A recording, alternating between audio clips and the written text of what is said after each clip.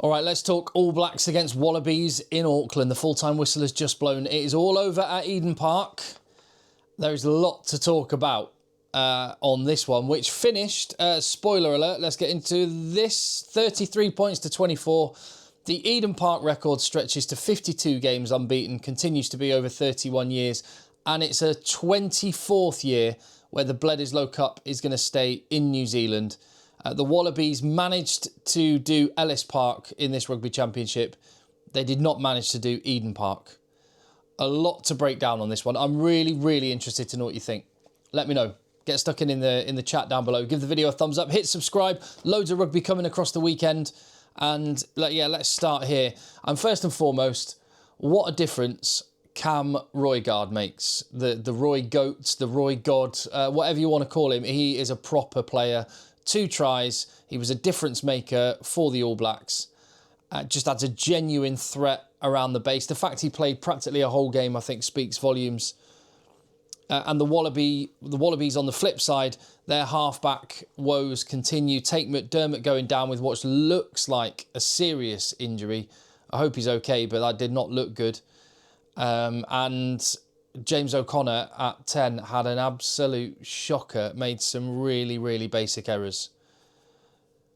Yeah, I mean, there were moments for both teams, and I think overall New Zealand just they took their opportunities, yes, but they just handled the key moments a little bit better. And there were some, yeah, there were some moments where Australia shot themselves in the foot. Although when they actually get going, how much fun are the Wallabies?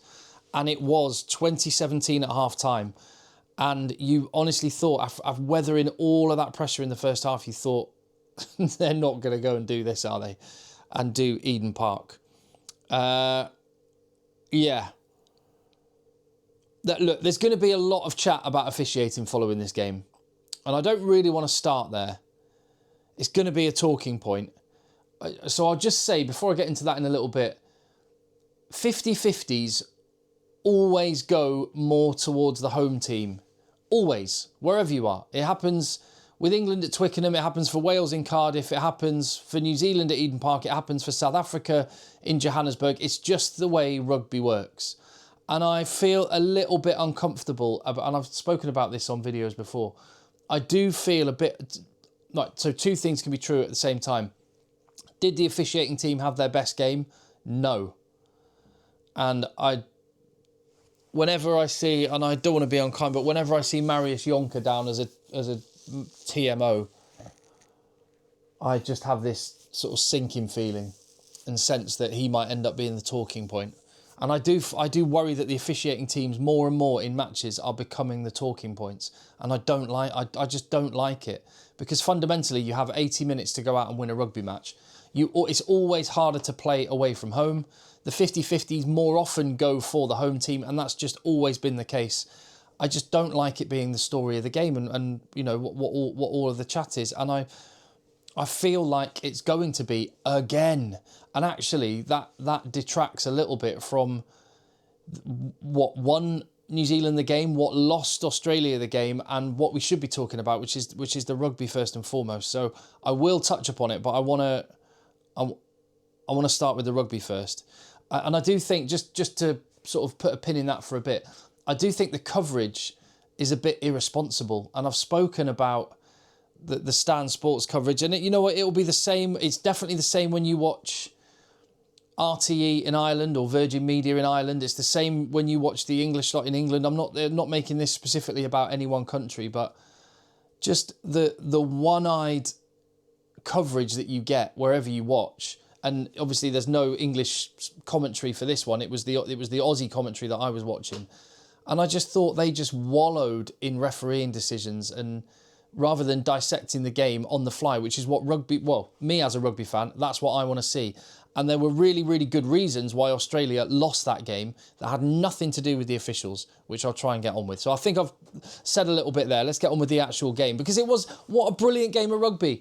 And how special for, well, firstly for James Slipper, 150 caps, an incredible achievement, playing in the front row that many times. What a hero. So fair play, James Slipper.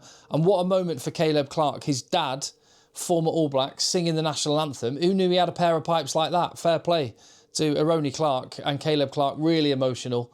And it's like with Argentina, I have that, there's a direct relationship between the number of people crying during the national anthem and Argentina's chance to win. And maybe the same is true of all nations, because Caleb Clark was in tears and he went and got the first try of the game. I love, by the way, the Mighty Williams, I love his faces during the haka. He's brilliant. He goes all in. And there was a jet flyover as well. I don't know why there was a jet flyover. I don't know what the planes were. Obviously, no one handed the notes to the Aussie commentary team, because Michael Hooper was just chatting and just went, "Oh, some planes flying over there." And that was it. So I don't know. Was there a good reason for the planes? Was it some military? I don't know. But anyway, it was great. New Zealand, the story of that first half, 3-22 entries and 3 scores. This might have been the story of the match, really, as well, is that New Zealand punished Australia when they got the opportunity to get into their half. I do think there's maybe a question mark around Australia's defence. I'll come on to that. But Ardie Savia with a dynamite start, big carry, offload, a 1-2, and then penalties conceded by Australia. And I think New Zealand had penalty advantage. Caleb Clark goes in at the corner. The skills were so crisp. The passing, it was just always out in front of the New Zealand players, so they were running onto it. And conversely, with Australia, there were times when a lot of the passes were going behind, slowing people up, and it gave New Zealand the chance to cover. This was just crisp, brilliant, fundamental skills from New Zealand and a really good start. Australia had their first attack. They were narrow. They were going round the corner in their pods. They weren't going coast to coast, which might have been what New Zealand were planning for, but clearly Joe Schmidt had seen something with the defence for New Zealand around the breakdown, and they were hitting up quickly, just firing through. Got the penalty, 5-3. Tupu Vaa'i with the first of a few pens in the game that he got from turnovers. And another 22 entry, this time 3 points for New Zealand, 8-3. And then Leroy Carter, again, he's having a great time starting international rugby. 2 games, 2 tries. Really good attack, really quick ruck speed. Roygaard building the shape. It was out the back. There was variation. It was hit-ups flat. 3 entries, 3 scores, 13-3. And New Zealand looked irresistible. And Australia's discipline looked awful. And here's the thing, right? So you can argue the toss over 1 or 2 penalties here and there. Fine. But Australia did win themselves a penalty. They've absorbed all this pressure. New Zealand have started on fire. Australia win a penalty.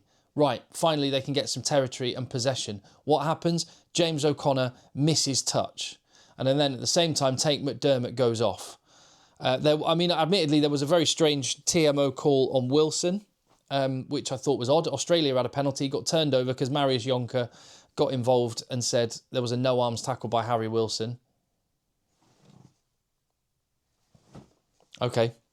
Roygaard goes and scores a try. They're taking their opportunities. And then the TMO also interjects for a knock-on. And the thing, just to talk about the TMO, I don't mind TMOs getting involved.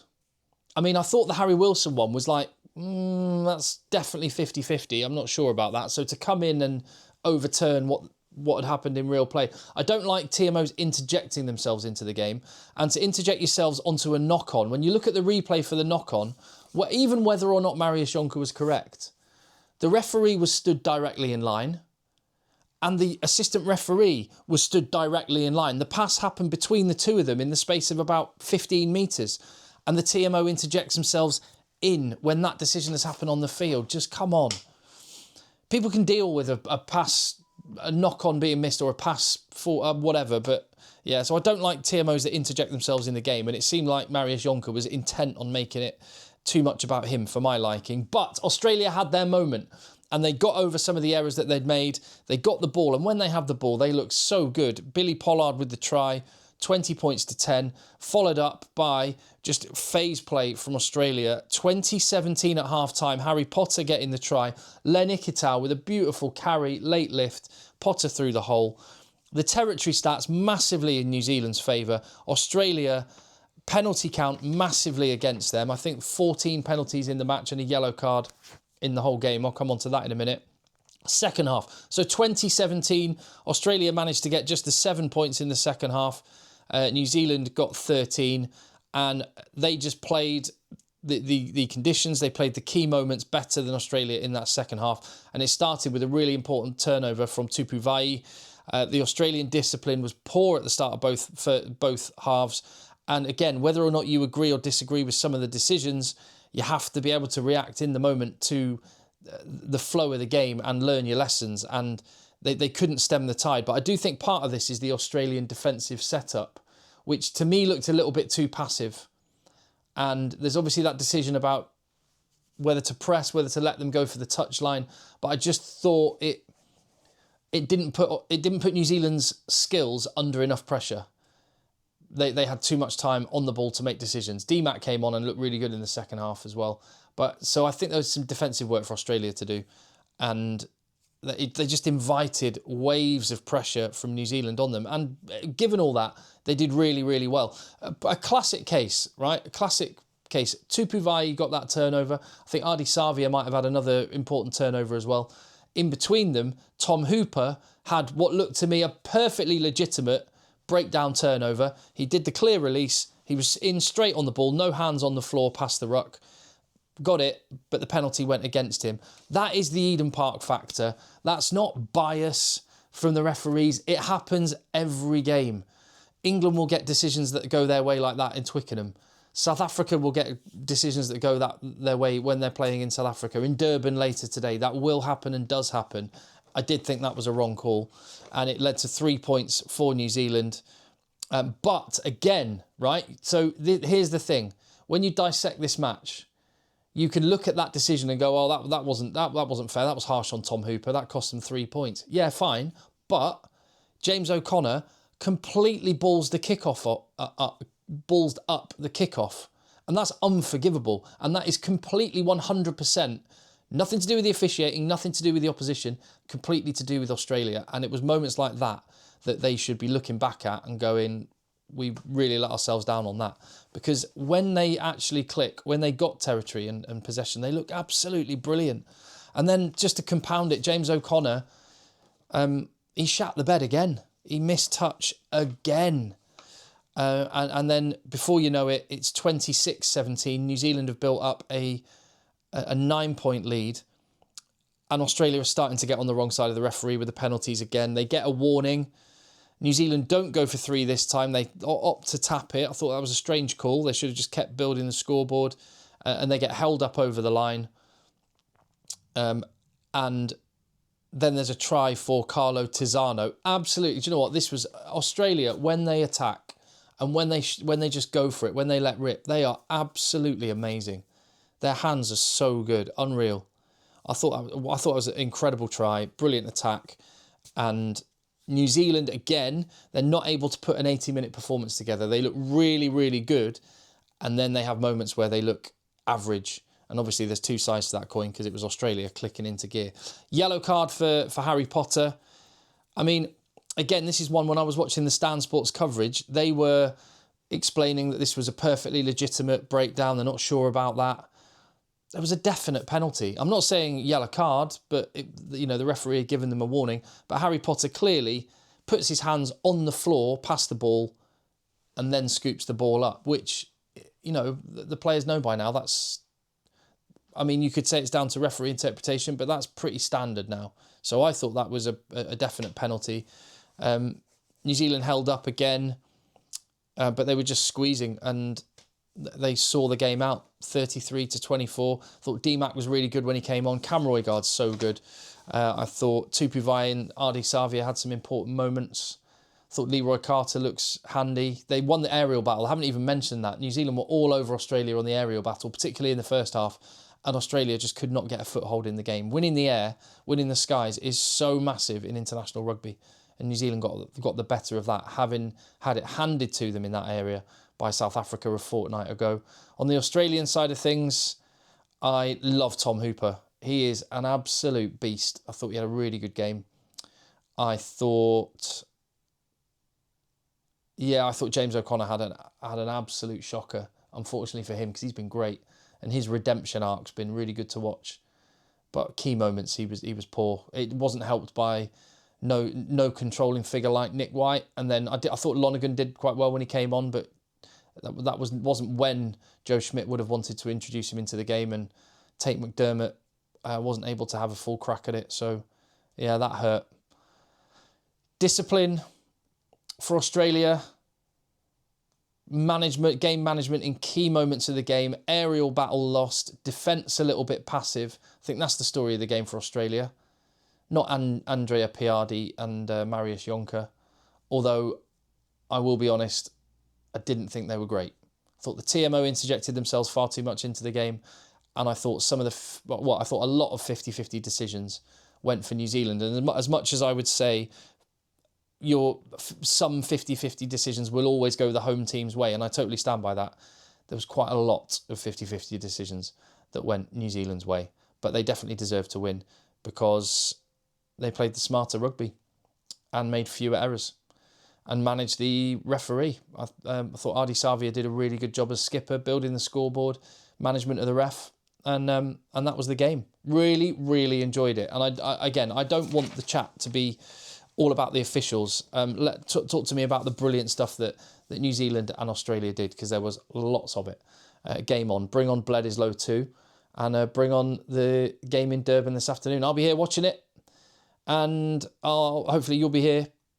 Hopefully you'll be here checking in on the channel. Hit subscribe so you don't miss anything. Give the video a thumbs up. I'll see you on the next one.